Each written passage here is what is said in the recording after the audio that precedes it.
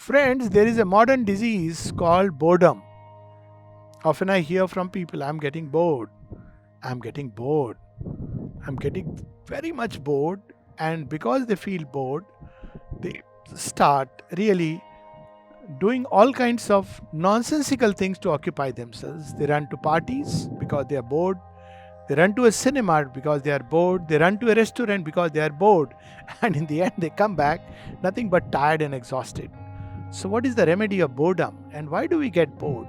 We get bored because we are in pursuit of outer happiness and not progress. A person who is engaged with his progress, inner progress, outer progress, never gets bored. But there is always something to learn, there is always something to know, there is always something to do within, there is always something, some progress that we need to make. So, for example, when we have a little time, when nobody is around, then instead of feeling lonely, we should take it as a blessing. And in that moment, we should try to reflect upon the great mysteries of existence. We can look at a star studded space and wonder what set them into motion. We can look at a flower and wonder how beautifully it blooms with an aspiration that may our life be like a flower. We can reflect upon customs and traditions and wonder whether they are really necessary, or should we lead a different kind of life, another kind of life, more in tune with the truth of our being. So, boredom is a sign that we are really not engaging with ourselves. And because we are not engaging with ourselves, not discovering ourselves, we become closed in a small little shell which we call as ourselves, which is nothing else but a little container, the ego self. And beyond a point, it obviously we can't do much. It's like a small fish tank in which we are moving and we become restless, we become bored.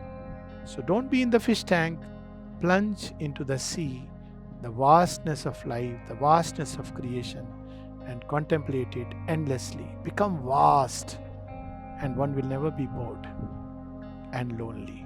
Be like a river. This is a path of life we can choose.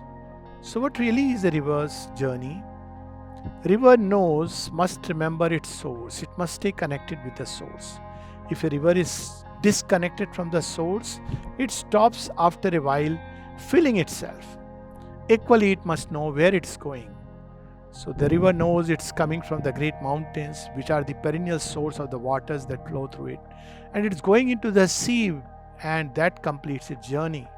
So what happens when obstacles come? It simply circuits around it, bypasses it, or sometimes if the obstacle is small, it passes through it or even drowns it in the course of its path. So we too must remember these two things are important. Where do we come from and where are we going? As is our aim, so is our life. If we don't know it, then we are like a little pond which dries up. But if we know where we are coming from and where we are going, then we are like the river which is ever revivifying itself, rejuvenating itself, ever discovering new things within itself because it's flowing all the time toward the ocean.